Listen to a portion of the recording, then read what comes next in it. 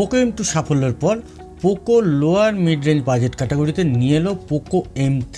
Snapdragon 662 processor, 6000 mAh বিশাল battery, side mounted fingerprint scanner এবং USB type C port, সব মিলিয়ে আকর্ষণীয় প্যাকেজের এই পোকো M3 বক্স কন্টেন্ট কী আছে এবং এর স্পেসিফিকেশন কী আছে সেটা নিয়ে আজকে আমাদের ভিডিও। আর অবশ্যই এখানে থাকবে আমার অ্যানালিসিস এবং এই ফোনটা আপনাদের নেওয়া উচিত হবে কি হবে না এই সম্বন্ধে আমার মতামত এই ভিডিওতে থাকছে। এবং অবশ্যই এই ফোনটা বাংলাদেশে আসবে এবং এই ফোনটা আপনাদের নেওয়া উচিত হবে কি হবে না সেটা নিয়ে আমার কি মতামত সেটা কিন্তু অবশ্যই জানাবো। নমস্কার বন্ধুরা, আমি নীল সায়ন আর আপনারা দেখছেন টেকনো বাসা। তাহলে আসুন ভিডিওর প্রসঙ্গে যাওয়া যাক।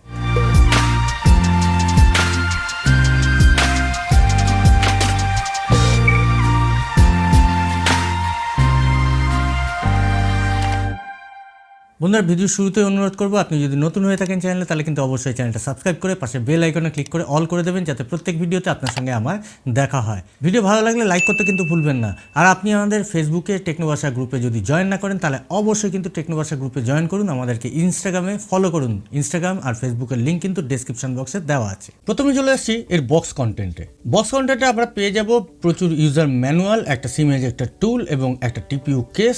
এছাড়া পোকো M3 যে ফোনটা সেটা অবশ্যই থাকছে, সঙ্গে থাকছে একটা 18 ওয়াটের ফাস্ট চার্জার এবং একটা ইউএসবি টাইপ সি কেবল। এতে কিন্তু কোনো রকমভাবে আপনারা কোনো হেডফোন পাচ্ছেন না। এরপর চলে আসছি আমরা ডিজাইন এবং ডিসপ্লে সেকশনে।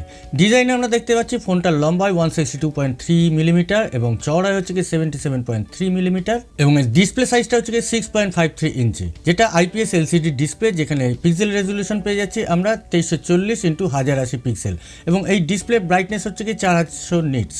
ডিসপ্লের ওপর দিকে থাকছে একটা ওয়াটার ড্রপ নচ, যেটা অবশ্যই সেলফি ক্যামেরার জন্য।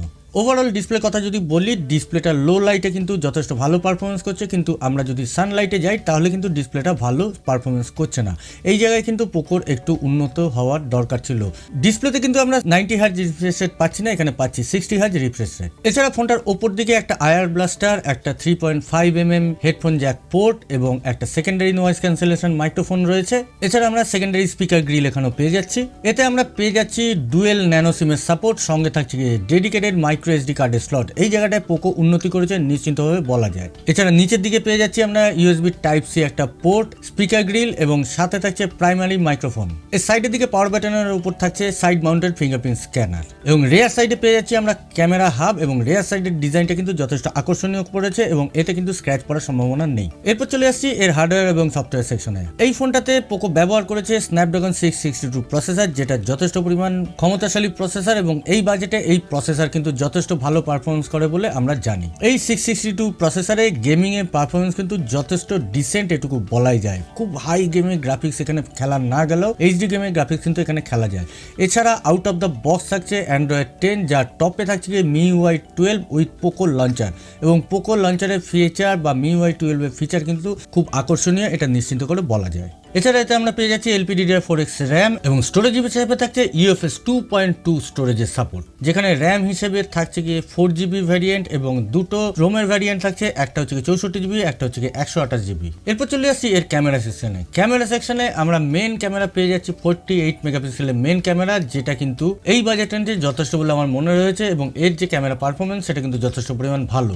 কিন্তু এতে আমরা ওয়াইড অ্যাঙ্গেল ক্যামেরা পাচ্ছি না। বাকি যে দুটো ক্যামেরা পাচ্ছি সেটা হচ্ছে একটা 2 মেগাপিক্সেলের ডেপথ সেন্সর আর একটা 2 মেগাপিক্সেলের ম্যাক্রো সেন্সর এবং ম্যাক্রো সেন্সরের পারফরমেন্স দেখে বোঝাই যাচ্ছে এই ম্যাক্রো সেন্সরটা দেওয়াটার কোনো মানেই হয় না এবং ডেপথ সেন্সরেও কতটা কাজ রয়েছে এটা কিন্তু বলা যায় না। সুতরাং আমরা ধরেই চলতে পারি এতে কিন্তু রিয়ার সাইডে একটাই মাত্র ক্যামেরা রয়েছে, যেটা 48 মেগাপিক্সেলের। বাকি যে দুটো ক্যামেরা দেওয়া হয়েছে সেগুলো হচ্ছে কি ইউজলেস। এছাড়া রিয়ার ক্যামেরা দিয়ে কিন্তু আমরা ফুল HD ভিডিও রেকর্ড করতে পারি 30 FPS স্পিডে এবং এর যে স্টেবিলাইজেশনের নমুনা আমাদের কাছে বেরিয়ে এসছে সেটা কিন্তু মোটের ওপর খুব একটা ভালো নয়। সুতরাং পোকোকে এই ক্যামেরা সেকশনে কিন্তু উন্নতি করতে হবে, অন্তত পোকো M3 ক্ষেত্রে এটা আমরা নিশ্চিন্ত করে বলতে পারি। এর ফ্রন্ট সাইডের ক্যামেরার কথা যদি বলি তাহলে ফ্রন্টে থাকছে গিয়ে 8 মেগাপিক্সেলের সেলফি শুটার, যেটা মোটামুটি ভালোই পারফরমেন্স করেছে বলা যায়। তাও এখানেও কিন্তু EIS এর সাপোর্ট পোকোর আনতে হবে, এটা আমরা বলতে পারি। এরপর চলে আসি পোকো M3 পাওয়ার সেকশনে। পাওয়ার সেকশন মানে ব্যাটারি এবং চার্জার। এই ফোনে ব্যবহৃত হয়েছে 6000 mAh ব্যাটারি এবং যেটা কিন্তু প্রচন্ড ম্যাসিভ ব্যাটারি। এর ফলে কিন্তু পোকো M3 যেটা রয়েছে তার ওয়েটটা চলে গেছে মোটামুটি 205 গ্রামে, এবং পোকোর কিন্তু এই দিকটায় ভাবা উচিত, এটা আমরা নিশ্চিন্ত করে বলতে পারি। যদিও চার্জার হিসেবে দেওয়া হয়েছে আউট অফ দ্য বক্স এই 10 ওয়াটের ফাস্ট চার্জার, সঙ্গে 6000 মিলি অ্যাম্পিয়ার ব্যাটারি, অনেকটাই কিন্তু এগিয়ে রাখবে পোকো M3 থেকে অন্যান্যদের থেকে। এরপর চলে আসছি এই ফোনটার প্রাইসিংয়ের ব্যাপারে। প্রাইসিং হিসেবে ইউরোপিয়ান মার্কেটে আমরা দেখতে পাচ্ছি 4GB 64GB দাম রাখা হয়েছে 11,033 রুপি। ইন্ডিয়ান মার্কেটে আমরা 10,000 রুপির কাছাকাছি বা 10,500 রুপির কাছাকাছি, বা বাংলাদেশের মার্কেটে 15,000 টাকার কাছাকাছি কিন্তু 4GB 64GB ভ্যারিয়েন্টটা পেয়ে যেতে পারি। এবং 4GB 128GB যে ভ্যারিয়েন্টটা রয়েছে তার দাম রাখা হয়েছে 12,514 রুপি। মানে ইন্ডিয়ান মার্কেটে আমরা অবশ্যই এই ফোনটা 11,500 রুপিতে পেয়ে যাব, এবং বাংলাদেশের মার্কেটে 17,000 টাকা কিন্তু এর দাম হতে পারে। ওভারঅল এই ফোনটার যা পারফরমেন্স রয়েছে, ক্যামেরা বা অন্যান্য যে পারফরমেন্স রয়েছে, সেটা আমার ডিসেন্ট লেগেছে, আমি বলবো না খুব ভালো লেগেছে। ক্যামেরা পারফরমেন্স ইমপ্রুভমেন্টে অনেক জায়গা রয়েছে পোকোর।